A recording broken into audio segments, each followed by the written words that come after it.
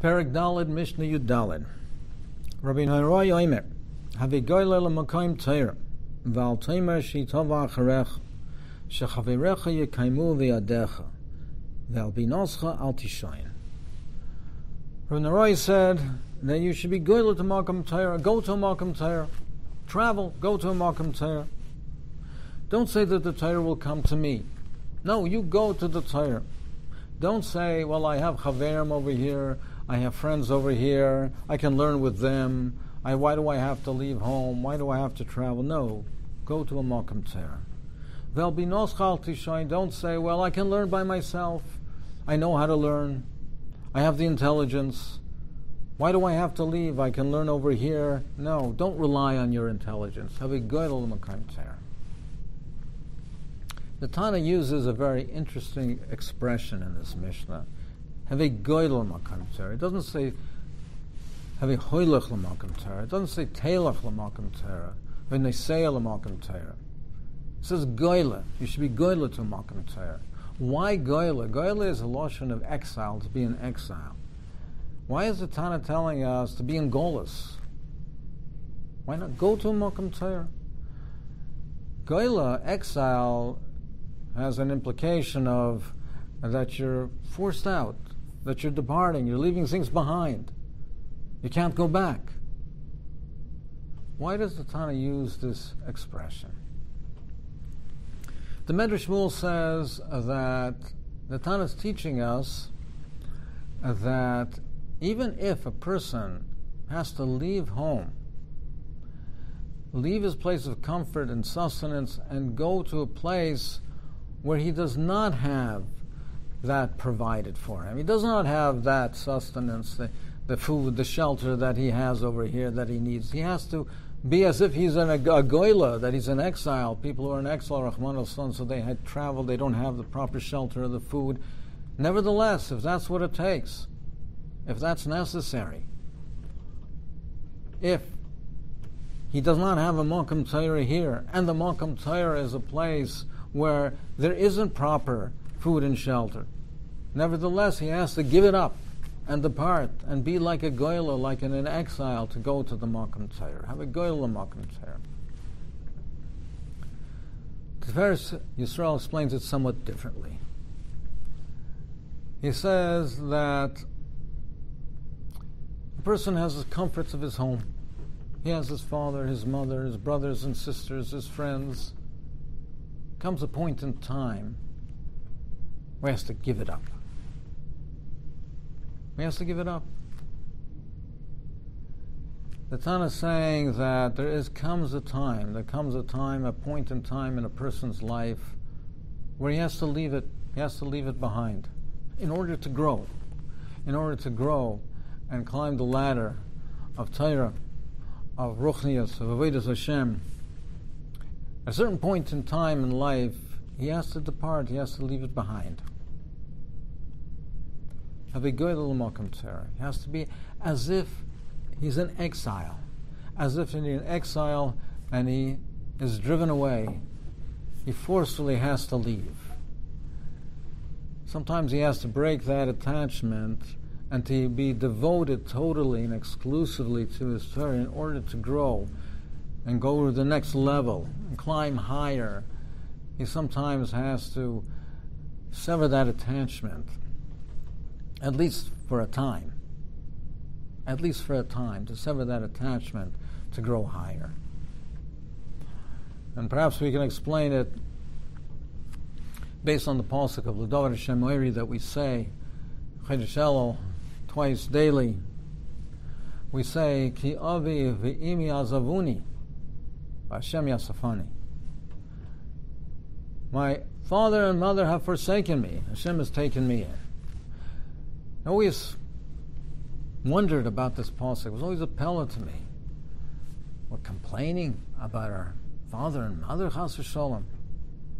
Father and mother have forsaken me. They don't provide for me. They don't give me enough.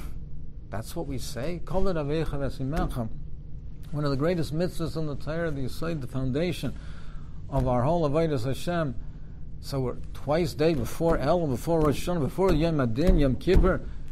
and we're saying, we're complaining that our father and mother have not provided for me sufficiently? What is the meaning of that? But perhaps the pshat is, of course, our parents provide for us. They give us everything. We owe to them everything. And Rahman al-Islam, we're not complaining about our parents, chas v'sholem. What it means is that there's a time when a person, for his avodas Hashem, for his development, his ruchnius development, he has to feel that my mother, my father, my mother, they cannot provide for me. They cannot give me what I need. I have to do it. It has to come from me. I have to rely on Hashem and only on Hashem, because they give us everything, but there are certain things that they can't give us, what we have to do for ourselves. And there comes a point in time where we have to feel that they cannot provide for. We have to do it. We have to rely on Hashem. It has to come from us. And we have to, in a certain way, sever that tie of childhood, sever that connection of childhood. We have to now become different people. We have to climb that ladder. And we have to feel, have a goyel l'malkum Torah, we have to feel like we are in exile. Because we have to now take that plunge, take that leap forward, and become different people. And sever that connection of our youthfulness, of our immaturity, of the person that we were, to become the people, the person that we can become, that we will become. Have a goyel l'malkum Torah. You have to feel like you're in Golus. You have to feel like you have to leave that part of you behind. That chelik, that immature part of you, that lower level person, that undeveloped person, the one who is on the lower level of ruchnius. You have to leave him behind, and you have to sever that tie and be goydel and exile yourself, run away. You can't go back. You can't go back. You have to leave home, leave yourself, leave that youthfulness, leave who you were, leave that behind, become someone else and leave that behind. Have a goydel l'malkum Torah. When I was a bacher learning in Lakewood, Rosh Yeshiva Rosh Ner Kotler Zatzal, and he impressed on me several times how it says, learn Yiddish, speak Yiddish, which to me was very strange, because it's not a request that I was aware that he made from Bachram generally. And in the yeshiva, they learned in English. The Bachram, the younger light, people learned in English. Why was he stressing learning Yiddish? And I interpreted it to mean that you come to the yeshiva, you're at a different level. You want to stay at a different level. You have to leave certain things behind. So make certain changes, and make certain outward changes, and even the way you speak, to reinforce that you are a different person, that you're moving higher, and part of your youthfulness, part of the past, has to remain in the past, and you're moving away from it. When I was learning in Eretz Yisrael, learning in Kollel in Eretz Yisrael, so when it was time to come back to Toronto, I went to say goodbye, to say shalom to my Rosh Yeshiva, Rabbi Schwartzman Zatzal. So he told me, he said, when you go back to Toronto, immerse yourself in learning, and don't get involved in Tzarchei Tzibur. Don't be involved in the Meistus. Don't be involved in Tzarchei Tzibur. And to me, that was a pella. I was totally bewildered. The house that I grew up in, my parents and my in-laws were Holocaust survivors. Achiv Kodesh, they devoted their lives to rebuilding Torah, to building the Meistus, to build Meistus in the city, in the community, and around the world. That was the most heilige thing that you could do, is to be Isaac in rebuilding Torah. And here, my Rosh Yeshiva is telling you, go back to Toronto, do not at least in the beginning, immerse yourself in Torah and do not be involved in Sarchei Tzibor and in the Moises and the Torah institutions. So don't be involved in it. What was the pshat with that? What was the meaning of it? So he explained. And he said, if you go back and be Isaac in these activities, this is what was expected of you. This is what you grew up with. And if you go back and immediately, that's what you're Isaac in, then you'll go back to the person that you were. You go back to your youthfulness. Go back and be Isaac and Torah, Kol Kul and Torah. Reinforce the person that you become. Don't worry. You'll be approached.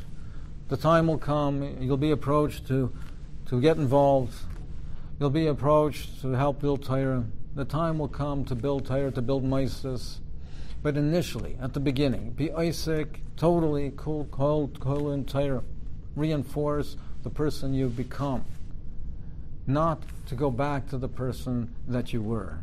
And after you strengthen yourself and rise higher in the person that you become, then you can go back and you can now, and from that vantage point, be Isaac in building Maises and the community, Sarchei Tzibor, and building Torah. You have to exile yourself. You have to leave that part of you behind, to go higher, to become better, to go higher. And once you've attained that level, and you strengthen yourself in that level, you can go home. But from the vantage point of the person that you've become, not the person who you were. Be goyled to realize the person that you can be and strengthen the person that you will be.